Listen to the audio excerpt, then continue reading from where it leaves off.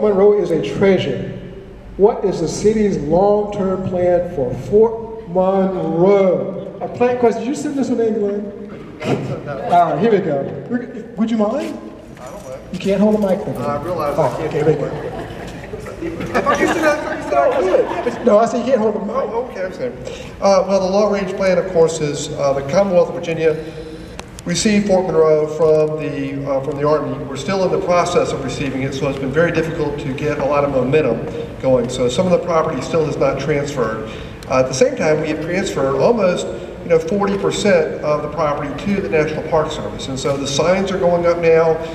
Fort Monroe, when you drive on the property, just have a different feel to it because the National Park Service is there, and we're jointly doing programming there. We're renting houses at Fort Monroe. The things that we can do, we're doing really well. We've got businesses like Ouzelfinch and the Dead Rise Restaurant and the Paradise Ocean Club. So we're doing that. The long-range plan, though, is that we have about 2 million square feet of buildings at Fort Monroe that are mostly vacant. And so what we have to do is we have to find ways to adaptively reuse those buildings. And so the long-range plan is we're going to be working with developers and investors to come in and invest in those buildings and turn those buildings back into viable uses. They're not going to be torn down. They're going to be adaptively reused.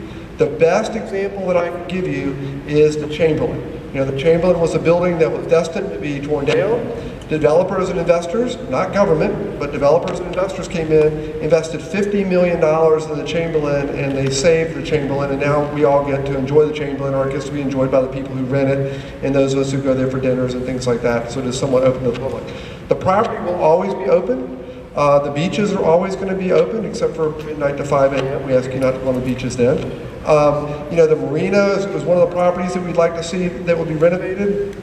The community center is leased by the city of Hampton. We have the police department is leasing buildings at the city of Hampton. We have the state police is leasing buildings out there as well. So we have lots of activity at Fort Monroe, but you're going to see a lot more. And finally, I'll close by saying that we are approaching 2019, the 400-year anniversary of when the first Africans landed at Point Comfort. Regrettably, traded this property. But quite frankly, this is our generational opportunity to recognize that moment and commemorate that moment. And the way we're doing that is, we, the Commonwealth of Virginia, in partnership with the National Park Service, are spending $8 million on a visitor center at Fort Monroe. And the goal is for that visitor center to open up in August of 2019 on the anniversary of the first arrival. And when that building opens up, ladies and gentlemen, and those of you that are on Facebook, when that visitor center opens up, we are going to see Fort Monroe and the city of Hampton rise to a level that is equal with Jamestown, Yorktown, and Williamsburg. Only our story, in my opinion, will actually be more relevant to the issues which we're facing today in terms of race relations and the things which we need to do to create harmony in our country. So we're very excited about the progress of Fort Monroe. Some people might say it's been slow. The reality of it is, you have to understand, we haven't owned the property. Even today, we still don't own it all, but we hope to own it by the end of the year. Thank you very much. Thanks, Glenn. Yes.